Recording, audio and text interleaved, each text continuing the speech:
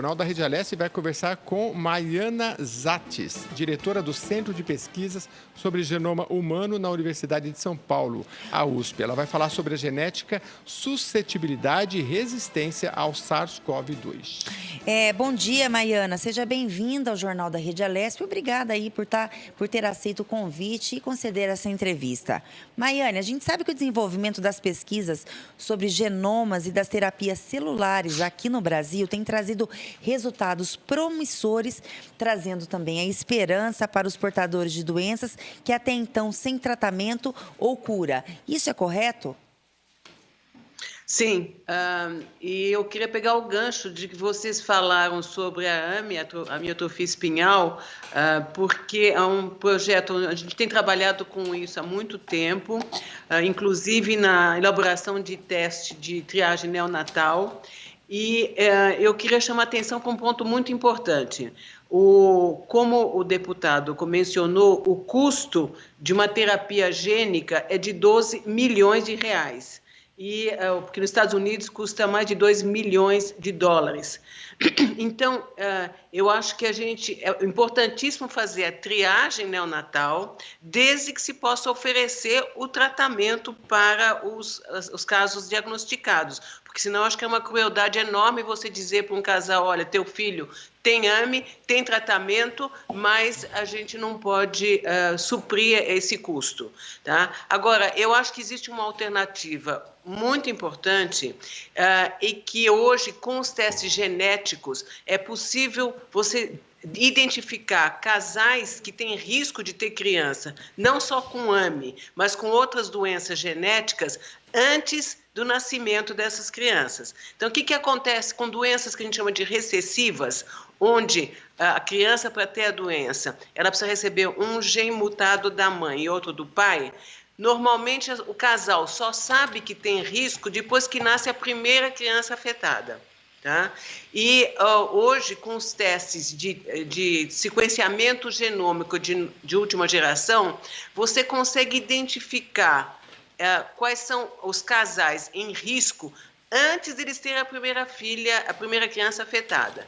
Então, só para vocês terem uma ideia de custo, com preço de 12 milhões de reais para testar uma criança, para tratar uma criança com AME, seria possível fazer triagem em 6 mil casais em idade reprodutiva para ver se eles têm risco aumentado, não só para ter uma criança com AME, mas com outras 2 mil doenças genéticas que a gente chama de doenças recessivas. Então, eu acho que esse seria um ponto muito importante para ser discutido pela Assembleia, a importância de você estabelecer, de você promover esses testes genéticos para a população, em vez de tentar angariar fundos para tratamentos extremamente caros.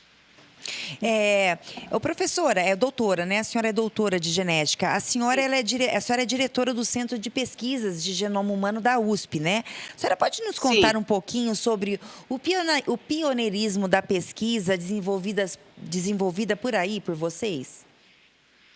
Olha, nós fomos os pioneiros a introduzir o estudo molecular do DNA em doenças genéticas.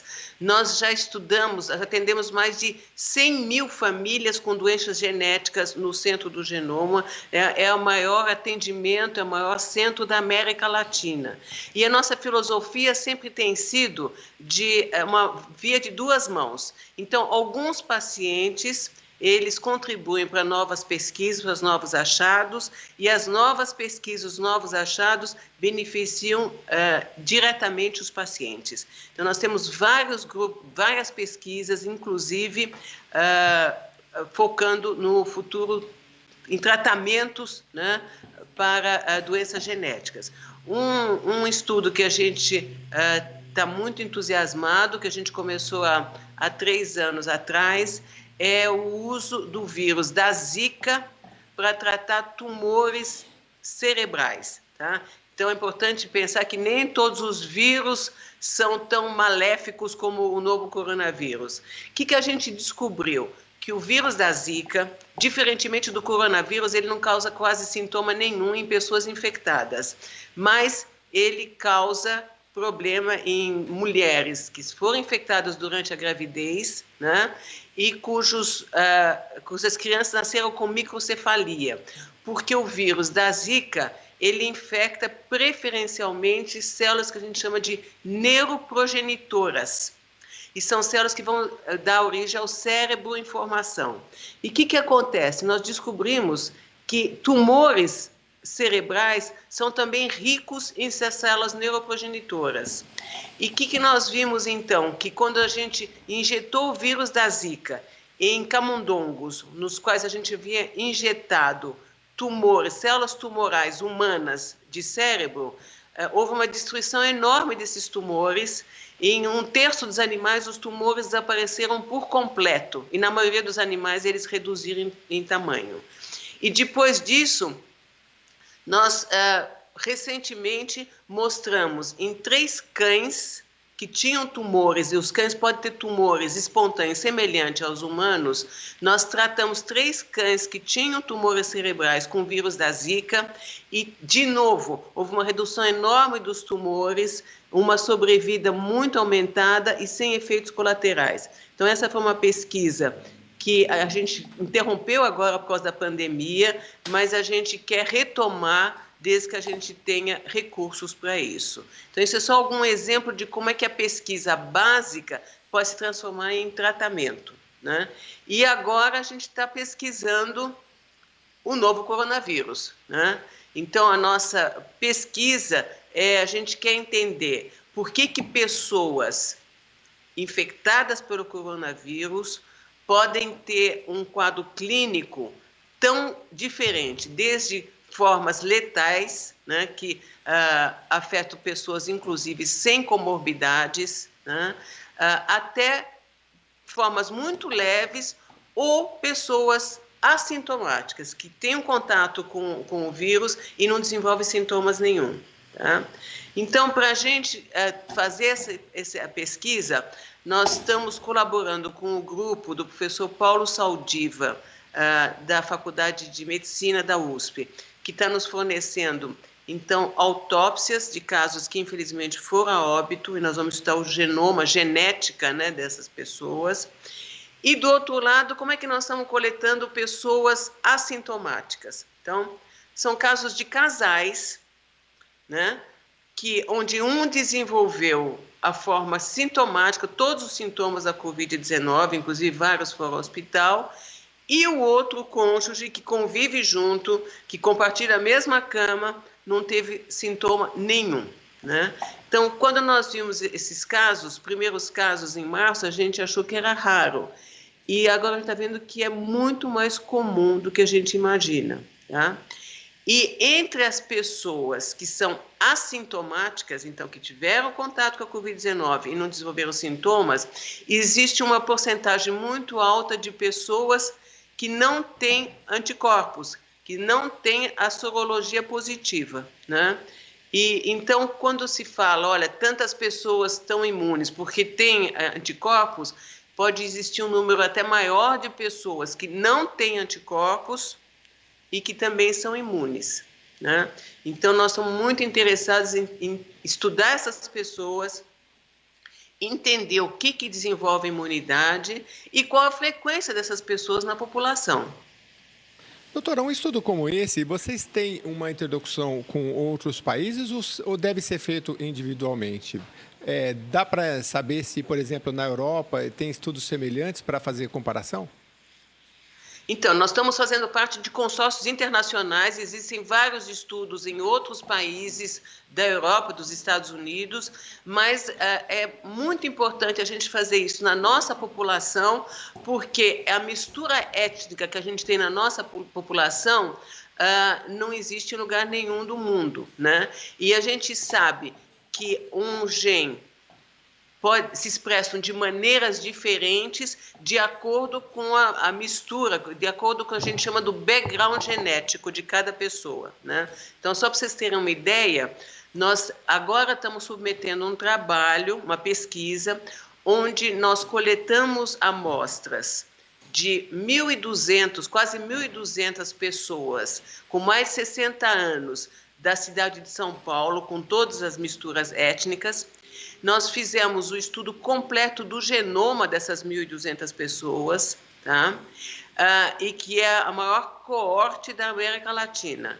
E o que nós descobrimos? Existe mais de 1 milhão de variantes genéticas que a gente identificou na nossa população que não estão presentes nos bancos internacionais, porque os bancos internacionais estudam a população europeia ou população de algum isolado, mas ninguém tem essa mistura étnica que a gente tem no Brasil, né? Então, essa população é muito representativa do Brasil e nós vamos ter dados muito importantes, né, comparando tudo que a gente vai achar, por exemplo, na Covid-19, nós vamos ter que comparar com o banco genômico nosso e não internacional.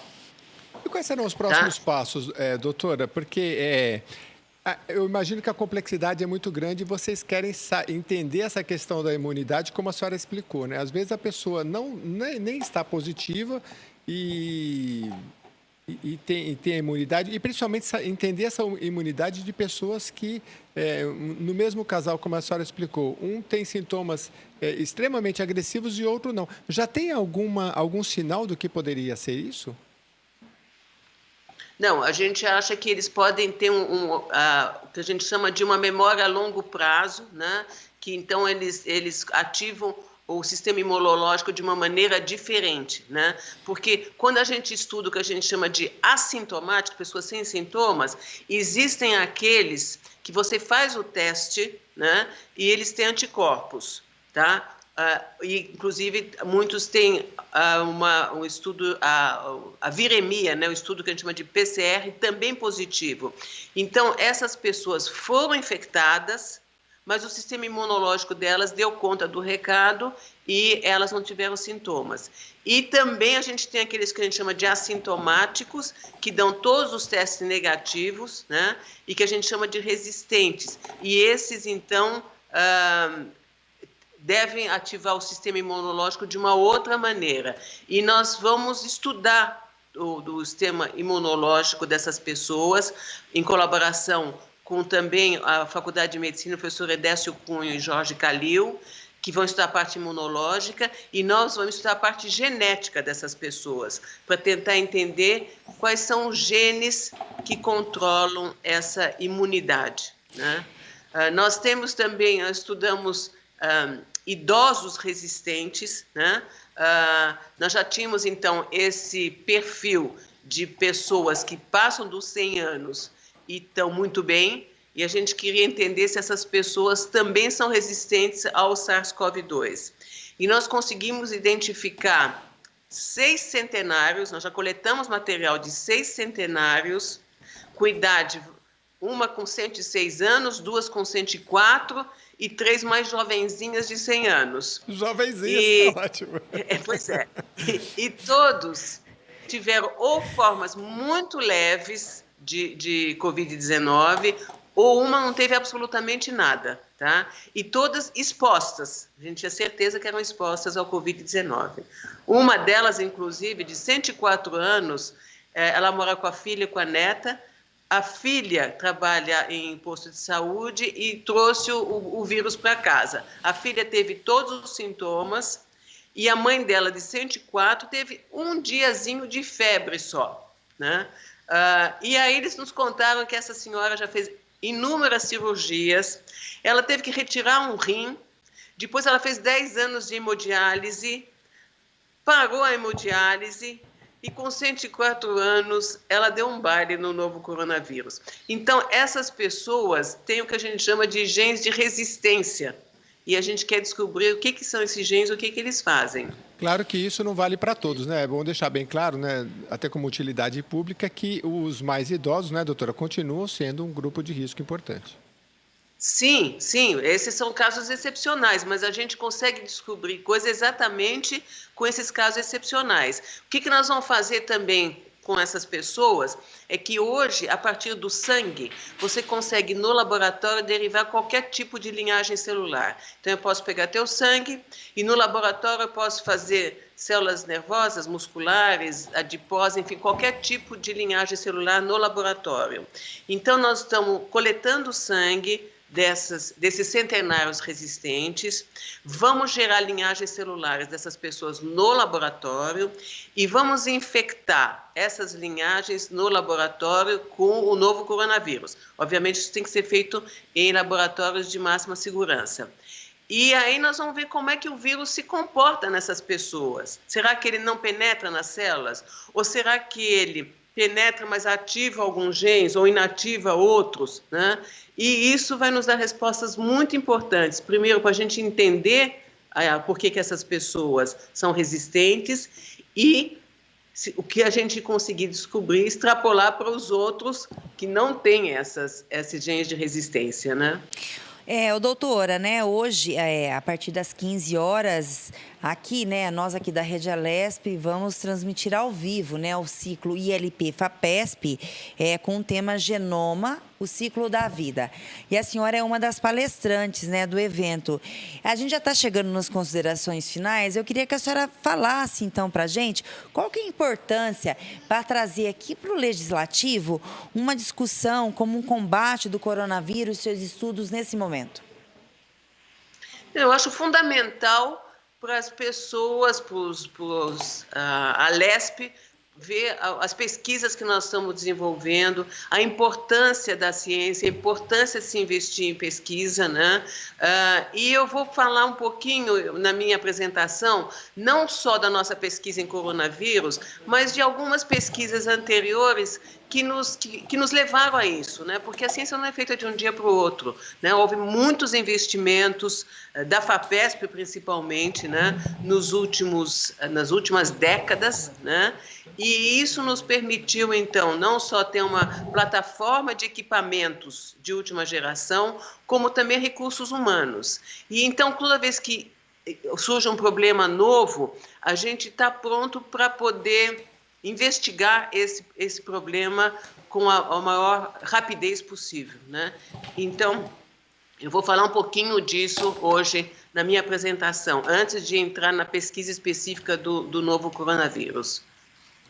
Muito bem, muito obrigado pela sua entrevista, Maiana Zatz, doutora em genética pela USP, nos atualizando aqui sobre as principais pesquisas que a sua equipe tem feito. Muito obrigado pela sua entrevista.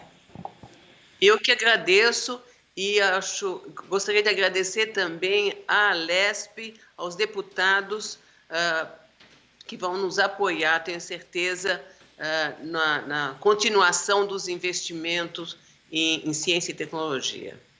Obrigada, doutora. Tenha um bom dia. Obrigada a vocês. Foi um prazer falar com vocês.